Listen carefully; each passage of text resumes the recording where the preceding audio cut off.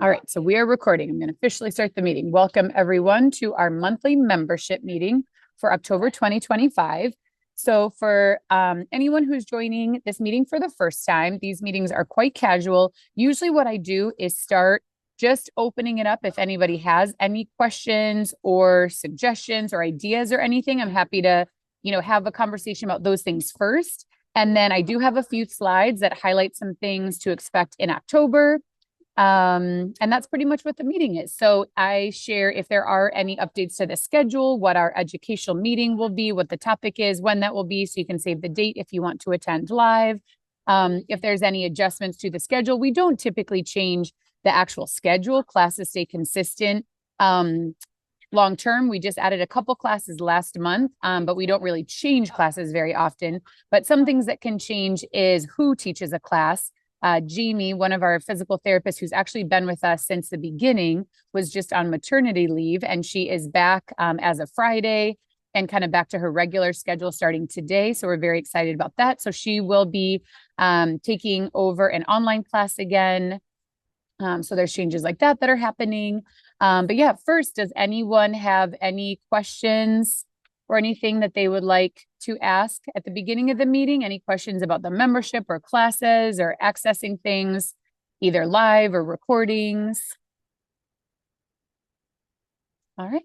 Well, if anything comes up, feel free to unmute and interrupt me as I get started. I'm happy to chat about it anytime. So I will share a couple slides really quick. Put this into full screen mode.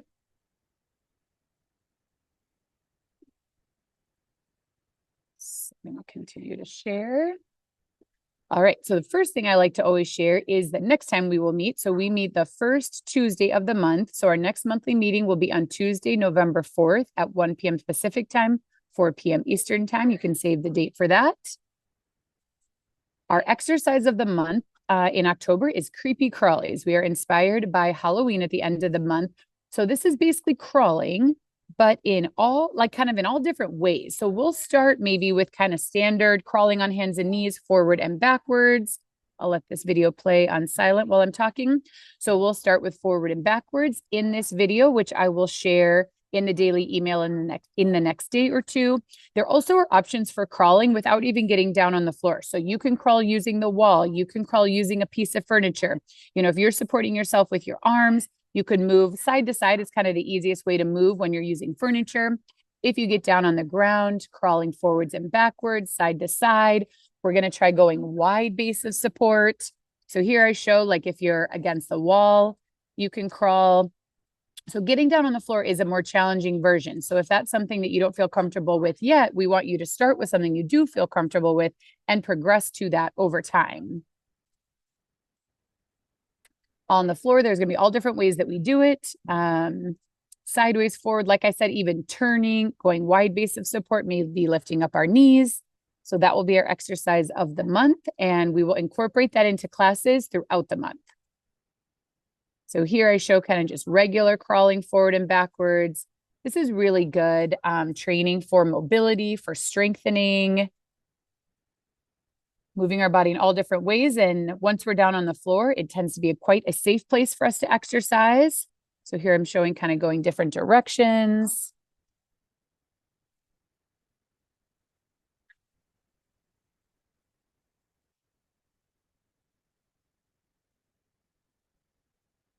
So there I'm showing lifting up the knees and going wide.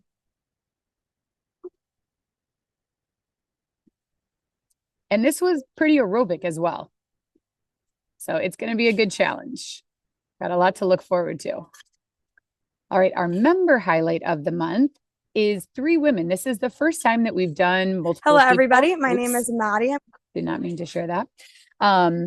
So this is the first time that we have had a conversation with multiple people at the same time. So Nancy, Peggy, and Karen are all members here, and they all attended the Power Retreat in Tucson, or actually it is in Tucson now. Used to be in Scottsdale. Now it's in Tucson. They all attended this year and had a lot of fun and wanted to share their experience. So we had a conversation with all 3 of them. Quite a few of our members, both in person and online, have attended the Power Retreat before, we highly recommend it. It's a wonderful week, basically an exercise vacation where you go to a beautiful place and meet wonderful people and do great exercise. I used to volunteer at the retreat every year. It's gotten a little bit busier and it's been harder for me to attend recently, but it is really a wonderful experience. So I will also share this video in the daily email in the next day or two, so you can watch that. This coming year in 2026, the retreat, I think they're figuring out the dates for sure, because there is an event called World Parkinson Congress that will be happening in Phoenix, so in Arizona. I believe now I don't have the dates off the top of my head. I will share those with you. So it's, in less than a year now. It is a wonderful event. It is a scientific meeting where research from all over the world, the most cutting edge research, is shared and discussed. And in terms of attendees, there are basic researchers, physicians, movement disorders, neurologists, researchers, physical therapists, occupational therapists, and people with Parkinson's and their family and friends are invited to come, which is pretty unique for a scientific meeting. Most of the time, it's the scientists meeting, and it's not open to the public or the stakeholders, the people who are living with the diagnosis that it really matters for. So it's a really special meeting. There's exercise and different types of special events and social things all day. So it is something that I highly, highly recommend attending if at all possible. And let's see. Well, maybe I'll share a screen at the end, but the dates are May 24th to 27th, 2026. So I believe that's the week of Memorial Day, and the 24th to the 27th. I'm going to look at what days of the week that is. So that is Sunday through Tuesday. We haven't decided 100% here at Rogue, but I'm kind of thinking about closing down for a couple days, because it is already Memorial Day on that Monday. And then we only would maybe have to close for 1 or 2 days. But then as many of our staff as possible could go and attend this meeting, because again, it's a really special meeting. And I think this is probably, they rotate locations and it's international. So the whole meeting happens every 3 years. Last time it was in Europe, I think it was Madrid, Spain. It's been in Asia. It's been in Canada. It was in Portland, but it moves around to different locations. And so, it will be probably minimum of 6 years until it's closer again. It will probably be far away for the next meeting. So I highly recommend it. I will share information about that meeting in case you're interested in attending. But Phoenix is a pretty, accessible place to get to, and I highly recommend it. So that's what they're talking about, is the Power Retreat. And then they do, I think, talk a little bit about how dates and things are being figured out for the Power Retreat next year, since it is so close to when World Parkinson Congress is happening. But it's something, if you are going to travel there, then maybe you do both. Maybe you do the retreat and attend World Parkinson Congress. So great meeting with them. Our research highlight for this month. This is a study that is not specific to people who have Parkinson's. This is just looking at adults and what number of daily steps really relate to different health outcomes in adults. They did a systematic review and a meta-analysis. So that means they look at all of the research studies that have been done, looking at step counts and different aspects of health. They look to see kind of what was the inflection point or the cutoff where it really made a difference for health. And this is for everyone. So relevant if you have Parkinson's, relevant if you don't have Parkinson's. Many of us have heard that 10,000 steps a day is a good idea, but there wasn't really research to back that up. That was kind of picked because it sounded good and it was a nice round number. And it meant you were pretty active, but there wasn't really any research to back it up. So this research study just came out recently, and Dr. Michael Oken, movement disorders neurologist at University of Florida, shared it. And I was like, oh, this is a really cool study, because now we really do have a number of steps to aim for and a reason to aim for it, and knowing, how much of a difference it can make. So this is the name of the study. I'll share the video that I did about this, where I go into things in more detail, and you also can download the free full text if you want to, for yourself, or if you want to share it with anyone. So they looked at 57 studies from 35 cohorts. They were included in the systematic review, and then 31 studies from 24 cohorts were included in the meta-analysis. for all-cause mortality, cardiovascular disease incidence, dementia and falls, an inverse nonlinear dose-response association was found with inflection points at around 5,000 to 7,000 steps per day. An inverse linear association was found for cardiovascular disease mortality, cancer incidence, cancer mortality, type 2 diabetes incidence, and depressive symptoms.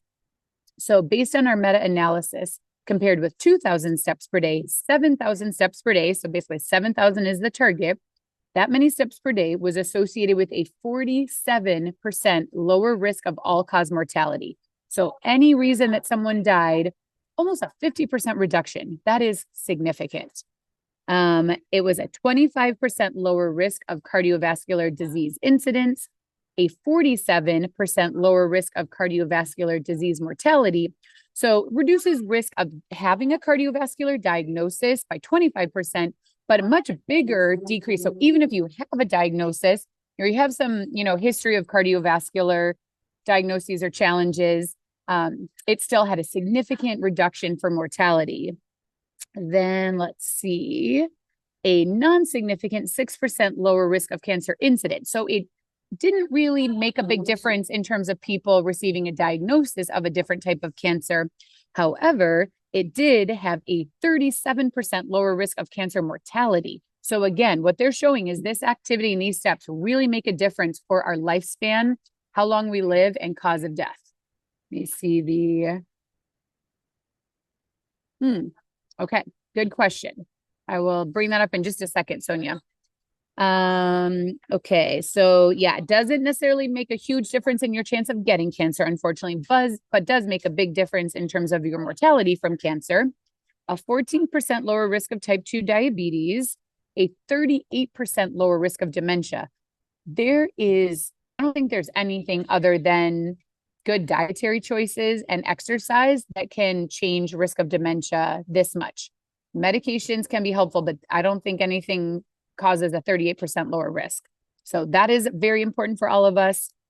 22% lower risk of depressive symptoms, very important, and a 28% lower risk of falls. So these are big numbers.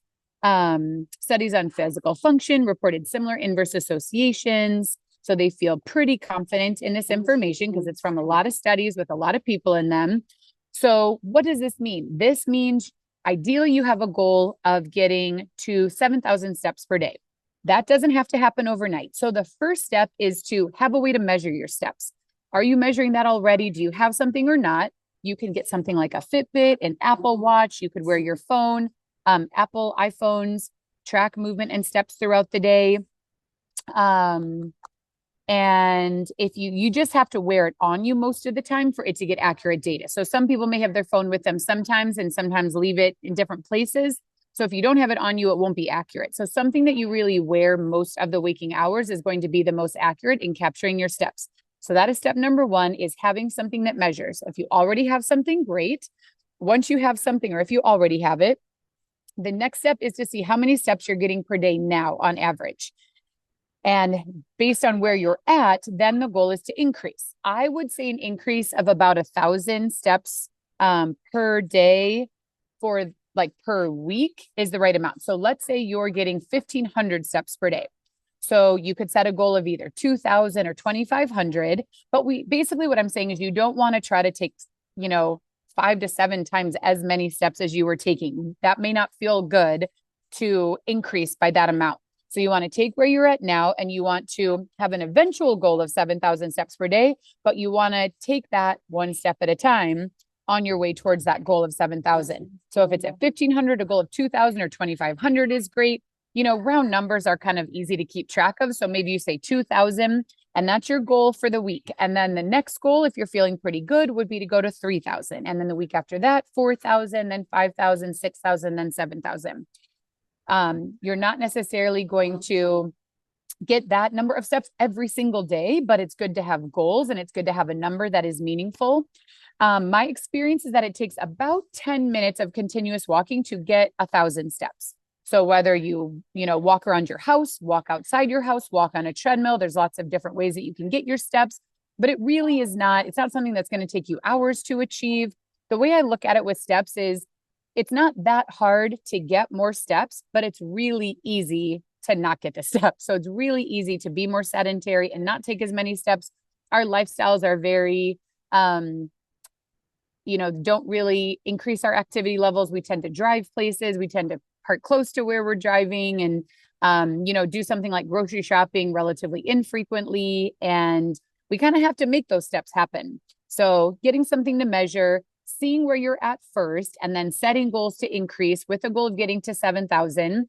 And if anybody chooses to do that, please let me know how it goes. And if you have any questions or need any support in reaching that goal, let me know as well. I'd love to talk to you about it. So I thought that was pretty cool research to share. How do you reconcile between all the different goals like strength training and some of these other things? Mhm.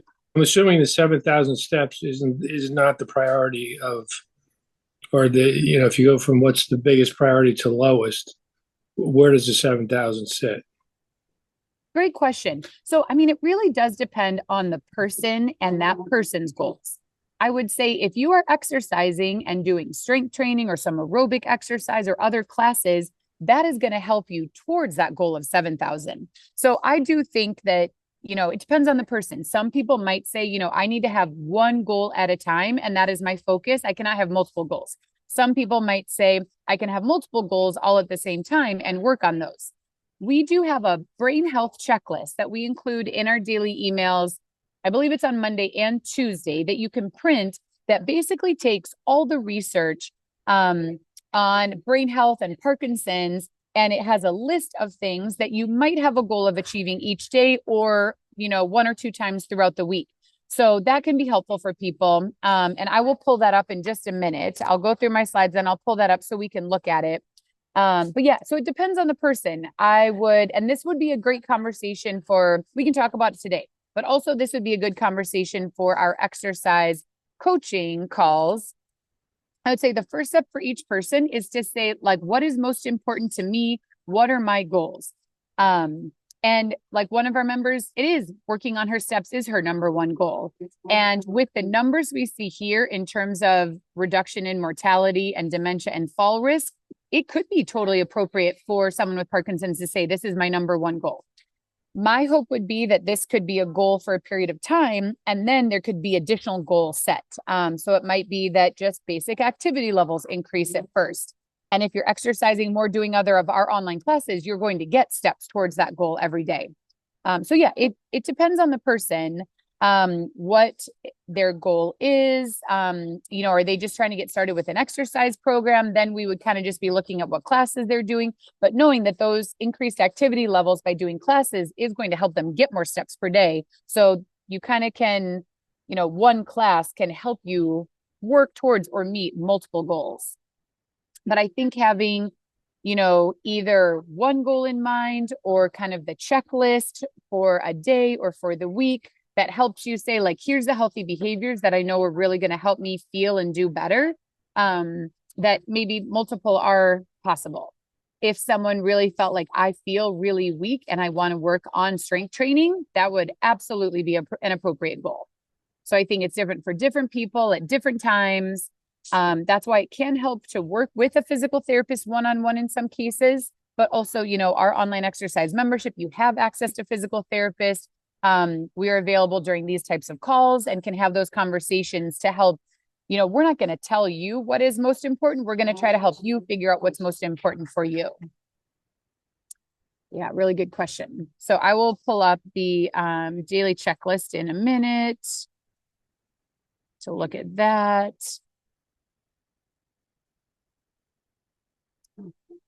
All right. So important dates for October. We don't have any closures. There are no weekdays that we are closed during the month. Our online educational meeting. So we have one scheduled for Tuesday, October 21st. And that's going to be on social health. So there is research that really says that social health, being social, we are social beings, being around other people, family, friends, staying active in that way is super important for us, not just because it's fun or enjoyable, but it really matters for our physical, our mental, and our cognitive health. So we're going to be talking about that.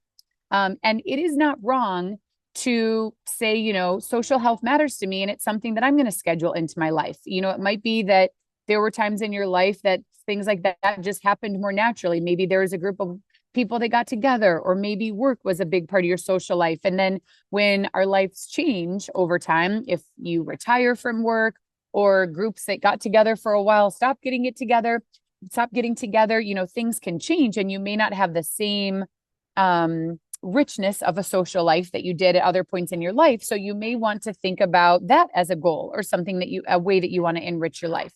Dr. Mishley, the naturopathic doctor who is based up in Seattle, she's doing this really interesting ongoing study called Modifiable Variables in Parkinson's. And the single question that has the biggest determinant in people's quality of life is if they answer yes or no to the question, are you lonely?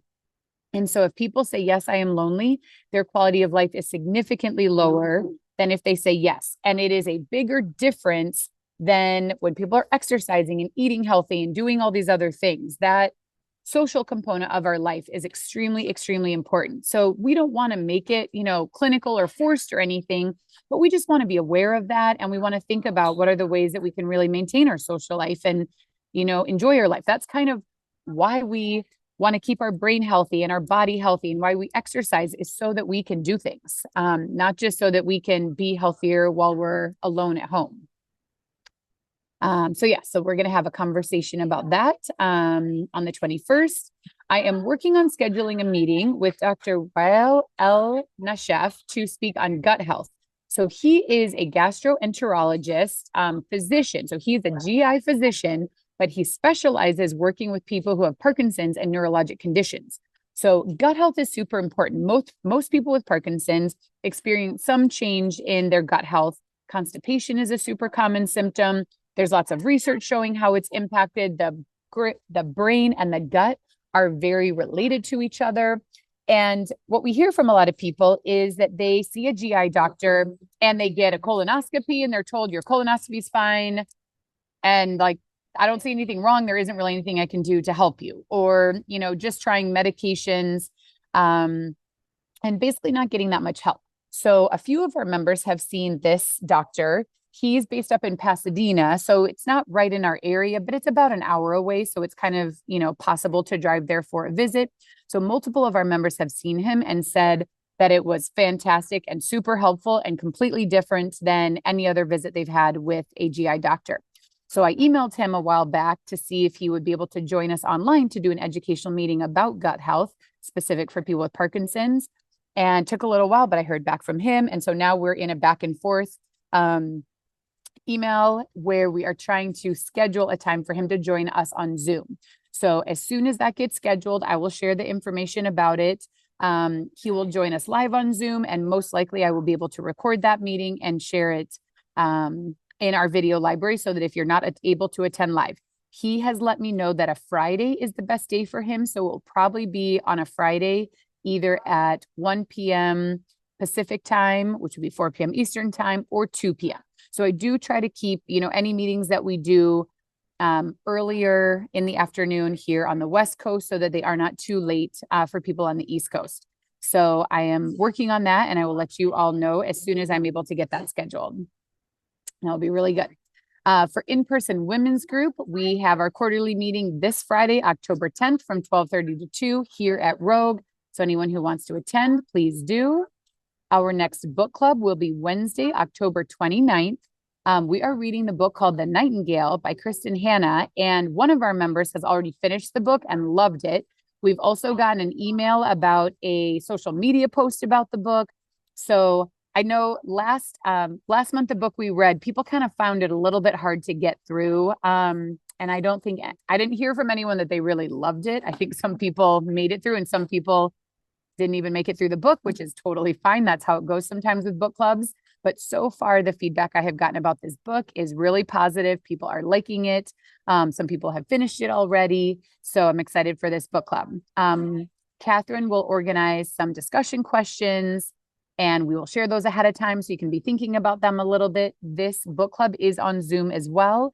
So it's accessible to anyone, and we're excited to have it. And then the next time we will meet will be early January, most likely early to mid-January. We know a lot of people are busy with the holidays in November and December, so we'll probably, give ourselves plenty of time to read that next book. So yeah, we're very excited for this next meeting. In terms of our online class schedule, so we have added the stretch and flow on Tuesdays at 9 a.m. Pacific time and Thursdays at 7 a.m. Pacific time. That started in September. So those classes have been going for a month now. We've gotten great feedback about it. For our members, especially if you experience dyskinesia or freezing or anxiety, I'd highly recommend these classes. They incorporate guided meditation, breath work, slow, more gentle stretching and movement, which can be really helpful for some specific things and just in general. So highly recommend checking those out if you haven't already. I still need to get the section in the video library made so they're watchable. So that's on my to-do list. The only change that we are going to be having this month in October is with Jamie coming back. She is going to take over the cardio class on Wednesdays at 9 a.m. Pacific time, 12 p.m. Eastern time. She brings a lot of great energy to classes, so we're super excited to have her back. So otherwise, all the classes and all the people teaching the classes are staying the same. That's the only change. We're continuing with our exercise coaching call on Mondays. And continuing with the classes that we added last month. So now I like having just, classes consistently at the early, middle, and later time. If anybody has any thoughts or questions about classes, we are always open to feedback. So let us know if you have any thoughts. In-person support groups this month, we meet on Tuesdays. The first week of the month is the meeting for people with Parkinson's. The second week of the month is for spouses and partners. And the third week is for everyone to come. We also have reactive balance training and athletic falls training available. Future educational meetings. Oh, this slide hasn't been updated. So we talked about meditation and mindfulness already. Working on so basically these other topics that I really want to cover, it's just a matter of finding the right person to speak on these topics and then getting them scheduled to do so. So hopefully we'll have the neuro GI coming up soon. I'd love to have a meeting on sleep, and there's a neurourologist in the area. So I'm going to see if she would be available to join us online. New treatments in the pipeline, neuro-ophthalmologist, dystonia and dyskinesia. So I'm working on these. If you have any leads on someone who'd be good to talk about any of these topics, please let me know. Or if your neurologist is really wonderful or, specializes in a certain area and you think they might be interested, you can also share their information with me. I can reach out. That's the great thing about being able to have meetings on Zoom is it can be pretty workable for physicians to fit that into their schedule. They don't have to go anywhere. And most physicians do, want to help educate and share good information with people. So let me know if you have any ideas. And that wraps up the slides that I have. So I wanted to show our daily checklist.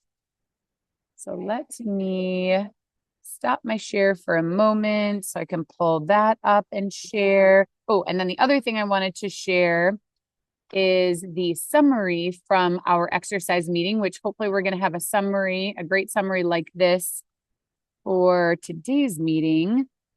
I find it super helpful even just to read through and see what topics were covered. And then if those topics are of interest to you, great. If not, that's totally fine. Okay, I'm looking for my email to share. I need more windows. Okay, here we go.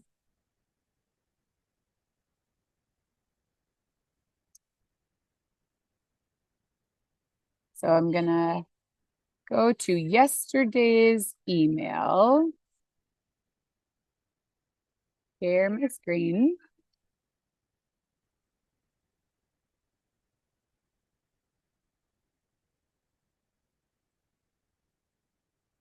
Okay. So that's the one I'm working on for tomorrow. Here is the one for today. So here, click here to print a fresh brain health checklist for the week. So if you click on that, this basically summarizes what the research says that is really healthy for our brains when you're living with Parkinson's, when you don't have Parkinson's. So doing 30 plus minutes of aerobic exercise, walking, jogging, using equipment like a bike or a treadmill, participating in a HIIT or boxing class. So ideally something that gets your heart rate up, helps you work on endurance. And 30 minutes a day is one way to do it. So some people might prefer to do things more consistently on a daily basis. Some people might choose to focus on doing these things 3 or 4 times a week. The research really says that doing some form of exercise, a minimum of 3 days a week, and there is a goal of 150 minutes per week that comes from quite a bit of research that shows improved health outcomes. So that's where you can divide that up the way you want to. You could do 30 minutes 5 days a week, or you could do 50 minutes 3 days a week. So when it comes to exercise, there's not just only one goal that works for every single person. There is kind of general guidelines. Hey, Jamie. General guidelines, and then each person gets to figure out, in what way does it work for me to incorporate this into my lifestyle. And you can look at this whole list and say, this is overwhelming to me. I'm going to pick one thing at a time to work on. Or you can say, I'm going to incorporate multiple things on this list, 2, 3, or all of them. It really is up to you. Each person is different in where you're at already, what you're doing already, and your ability to add to kind of your to-do list throughout the day. I will say that the people who are able to make more changes in more different ways tend to experience improvement faster. So that is the reason to consider doing more, if at all possible. So we've got some aerobic or endurance exercise, some skill-based exercise, power moves for amplitude training. HIIT or boxing also count as skilled. So that's where you can be efficient with your exercise. If you do a HIIT or boxing class, you might be able to get in your aerobic exercise and your skilled exercise at the same time. Aerobic exercise really increases blood flow up to the brain, which helps our brain be healthier. Skilled exercise works on different skills and really allows our brain to make new and better connections. So there are different things, even when it comes to neuroplasticity and positive changes in the brain, there are different types of positive changes happening with different types of exercise. Sleep, super important. So trying to have a good bedtime routine that helps us relax and get to sleep. Making sure we're doing things like exercising during the day helps wear us out so that we can sleep at night. You might have to talk to your doctor if you are waking up in the middle of the night and are uncomfortable, or have symptoms from Parkinson's or just insomnia and can't sleep. That is something to talk to your doctor about, because in many cases, medication adjustments can help with that. So you want to assess and see, how is my sleep? If it's good, great. If it's not good, what is going on? Is it something that you can address, or is it something that you need to talk to your doctor or other medical professionals about? Hydration is super important. Drinking 6+ glasses of water is really what the research says. More if you have low blood pressure or if you're exercising really intensely. Let's see. Might sound like a lot, but servings of fruits, veggies, whole nuts, seeds, whole grains. We did a talk on bone density and bone health, and the inflection point for that was 10 servings a day. And if you ate 10 a day, it really helped you improve your bone density. This also helps with digestion and brain health. You're getting in lots of antioxidants and fiber and other nutrients, omegas. You're eating walnuts. So having a goal of a good variety and a pretty high volume per day. Brain training, if that's something you want to work on, there is a program called Brain HQ that's research-based. Guided meditation that helps your system be calm, can really be helpful. Being social, called, texted, Zoom, get together with friends or family if you have specific goals. So you basically can print this off. You can highlight, pick one thing to work on at a time, pick multiple, pick all of them, figure out how you're going to schedule it into your day. Check it off throughout the day. Checking it off can really give us a sense of accomplishment. It makes a big difference if we do these things and follow through on them. So you get to use this the way that it works for you. So you could say, I'm going to have a goal of that 7,000 steps per day. If you want that to be one of your goals, we may, adjust this or edit it at some point in time to include that as a goal. We'll see. But just want to show you. So this is something you can download and print on a weekly basis. If you want to actually post it, check things off, make notes. If you have any challenges with anything, those are the great things to bring up in these kinds of meetings for us to discuss and figure out what the barriers are so we can help you do what you want to do and do more if that is an option for you. All right. So that, just to show you again, that came from the daily email. Right here, it says ready to check off your healthy habits in a Monday email. So you click on that, it opens up the PDF. You can download it or print it and use it right from there. Now I'm going to share the summary, the AI summary. Where did that window go? Here we go. So a link to this Google document is going to come in your email tomorrow. Let me get it shared. I know it's not showing yet. It's share that there we go. So we had an exercise coaching call yesterday. So I'm going to start making Google Docs. This is in, let's see. At the bottom of your daily email each day, there is a link that says resources on Google. My Drive. So we have a folder that has a lot of resources that we've saved. Let me see. Oh, of course, it's in the wrong Google account. Got to switch Google accounts. And then go to My Drive. So you don't have access to all of these different documents. That would make it difficult to navigate through and look and see what you actually want to see.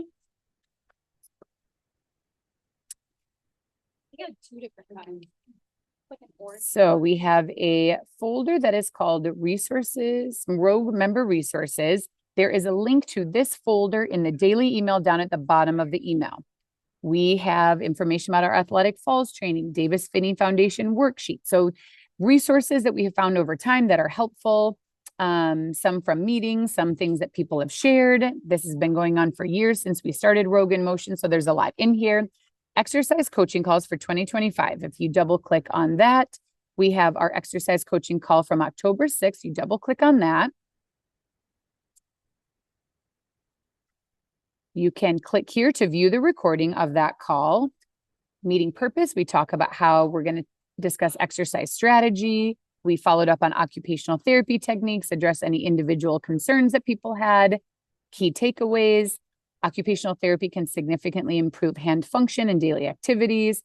Medication dosage is really important. Intentional movement and targeted exercise help overcome stiffness. So this is like a key takeaway from overall the meeting. The AI is recording and then it typed this up. If you click on any of this, you're like, I'm interested in hearing more about that. It will take you to the part in the recorded meeting that we discussed that. So you don't necessarily have to watch the whole meeting to get the information. So you click on that. It's taking a moment, but hopefully it opens up. Here we go.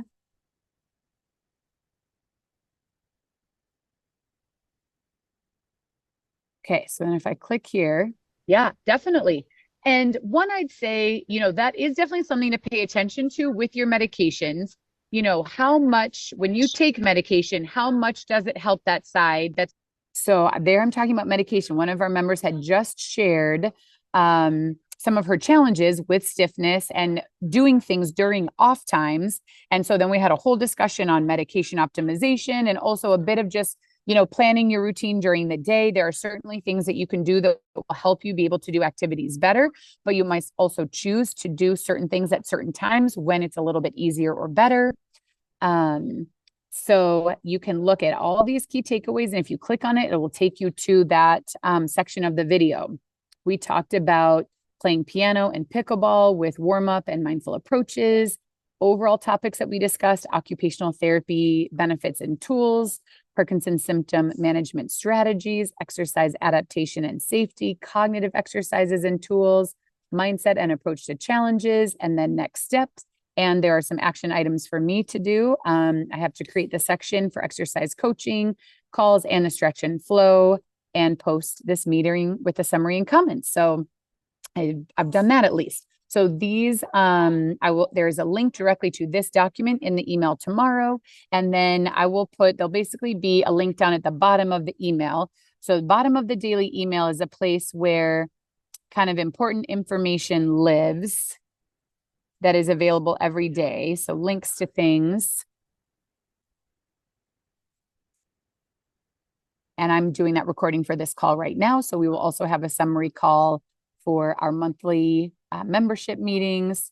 If we look at the email from today, right here. So what is in the email? Any interesting or exciting things that are happening right now, the Zoom schedule and links for the classes for that day. A reminder, we use the same Zoom links for pretty much everything every day on a long-term basis. We've been using these links since 2020. We are trying to keep it as simple as possible. You don't have to register. It's not going to be a new and different Zoom link. So if on a given day you don't receive the email or goes to spam or something, you can use a previous day's email, click on that link. It will still take you into the class. We use the same Zoom link for all the classes. We have our exercise schedule for the day, so you can look at it, a PDF if you want to download a copy to print and post to kind of circle and say, here's the classes I'm going to take each week and make a plan. Daily meditation. So now below that schedule is where we have kind of a section of information that lives in the daily email. So our daily meditations, you can click on here, and some of our favorite meditations are here, and you basically just click on them. It'll take you to Insight Timer and you can listen. It says how long they are and what the topic is and who's doing the meditation. So I highly recommend checking out that resource. Guided meditation is a great thing. Then monthly updates. So I take this video and upload it and make it available. So if you want to watch it later, you can. Our book club, so you can save the date and remember what that book is. I don't want to put all of this stuff at the top of the email every day. That would be too much information, but having it live down here, anytime you want to access any of these resources, they're down here. We have a scholarship fund we partner with a nonprofit. So if anybody wants to make a tax-deductible donation that supports us in offering scholarships, both for in-person and online classes, we accept those. We accept that generosity with a lot of grateful. We're very grateful for all of that. Link to daily speech classes. This is that member resource Google Drive folder you click to, cooking class, recipes, educational meetings, Facebook group.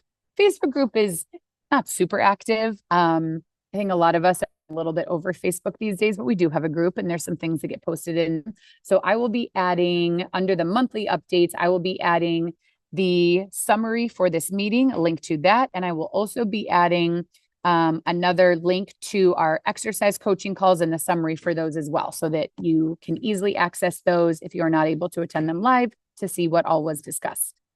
All right, so that's a lot. So any questions or thoughts? Oh yeah, so Sonia put a question in the chat about libido. And if that is an issue, and I'd say, yes, that can certainly be a change that people with Parkinson's experience, and also a change that people without Parkinson's can experience. It can be related to kind of bowel and bladder changes and the pelvic floor. That system is impacted both for men and women. There are hormonal changes. Women are going through menopause that can cause changes. There can be changes in mood. There can be changes in physical abilities. So there's a lot of different things. Libido and our sexual health is complex. There's a lot of different factors that relate to it. So certainly that is something that can be impacted. And the good news is there are multiple people out there who can help. There are sex therapists. Like, it kind of, again, is something where you want to look and see, in what way is this affected for me? And is it something that you could address yourself? Is it something you need a healthcare professional? Is it something that a doctor is needed? Or is it something that it's more like a sex therapist and somebody who could talk about that intimacy and connection aspect? So I have seen multiple lectures with people who focus on that. And sometimes it's a physician or sometimes it's a sex therapist. And when we say sex therapist, I mean, they're not just talking about just the physical act of sex. They are talking about relationships, intimacy, many, many things. And this is something that's super important for quality of life. So that is definitely a topic that I will put on our list. It's not something that I feel like I am expert in, but I know some people who are. So I am going to reach out to those people and see if any of them are available to come on and do an educational meeting with us. So thank you for the question. And sorry, I don't have, since I'm not an expert, I don't necessarily have the answer and specific tips right now, but I can get us a good resource. I also think there's a chance, we'll see. I don't know. I don't think it's a GI doctor who would talk about that as much. I think the neurourologist, though, might be something that there's some, crossover and overlap with kind of the medical practice for a neurourologist, as well as looking into sexual function. Then pelvic floor physical therapists can be helpful. Sex and intimacy therapists can be helpful. So there's a lot of good resources out there. So I will work on that too. All right. Any other questions from anyone that you can put in the chat if you'd like to, or unmute? Yes.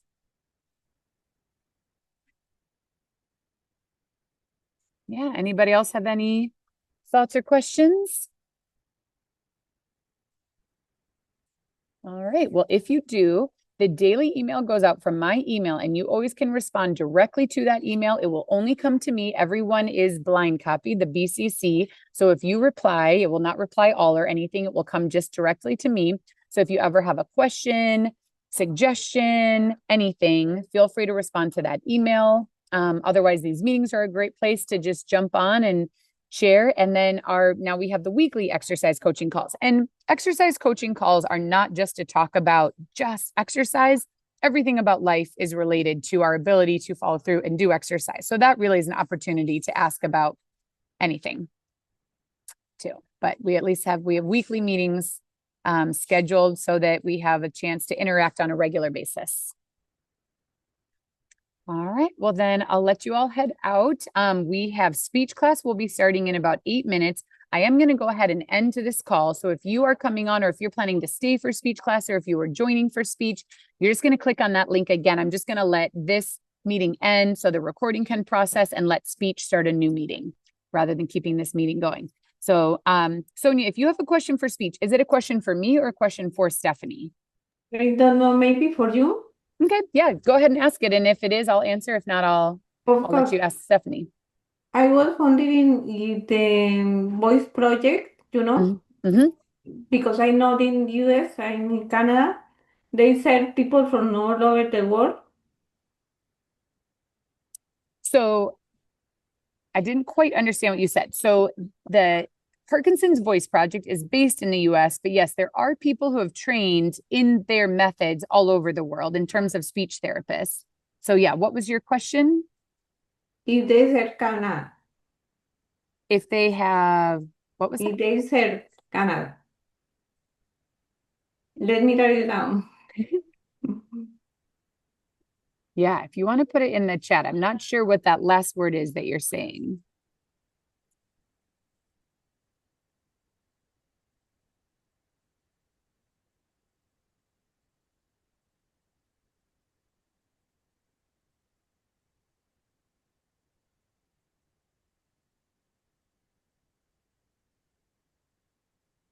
Okay. Do they serve Canada? So, the organization is based in the US. They have resources available on their website, and those can be accessed from anywhere. In terms of training speech therapists in Canada, I do not know for sure. I would expect that they do train therapists in Canada. I don't know, Sandra, if you know anything about that, if they're therapists. I would expect, Power and other organizations, LSVT Big, who do Parkinson's specific training, are certainly international. So I would think so, but it would be something I can look on the website too. But yeah, Sandra, do you know? I just know that you can get speech therapy in Canada. That is, they're trained in that. Okay. So it is. And so then it's really just a matter of, in your area, being able to find someone. So if you go to, have you tried searching, Sonia? Have you tried searching in your area? Okay. So you want to go to the website for Parkinson Voice Project, and then they have a search where you can look for therapists that have been trained. So let's see. our program. Find a certified speak out provider. So country, I'm going to put in Canada. Where are you, Sonia? Do you live in Canada? Yes, Okay. Where in Canada do you live? Milton. What was that? Milton. Milton, was it? Yeah. It's near Toronto. Okay. Okay, that's good. So Milton, Ontario.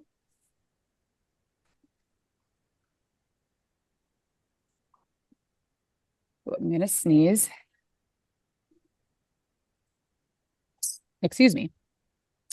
All right. So Hamilton, Burlington. So it's kind of just a matter of how close That there is might close be by. someone in your Burlington is close area. by. Burlington is close by. Burlington is close by? Yes. Okay, great. So then, yes, this one in Burlington might be a good place to reach out to. So it was Megan Balsden, SL Hunter Speechworks. The phone number is Okay. 905-637-5522. They have a link for the website. They do in person and online. That's the other good thing these days is some therapy can happen online, so you may not have to drive as often. It's a private practice and they're in Burlington. I will put the link in the chat. Thank you so much. You're welcome. Yeah, great question. So for anybody else who's looking to work with a speech therapist, you can go on the Parkinson Voice Project. So there's the website. So you can either copy and paste that, Sonia, or Yeah. click on it, and hopefully that's a good option. All right. Well, now that Stephanie has joined, I'm not going to end this meeting. So anyone who's on for speech, you can just stay right on. I will just hand it over to Stephanie.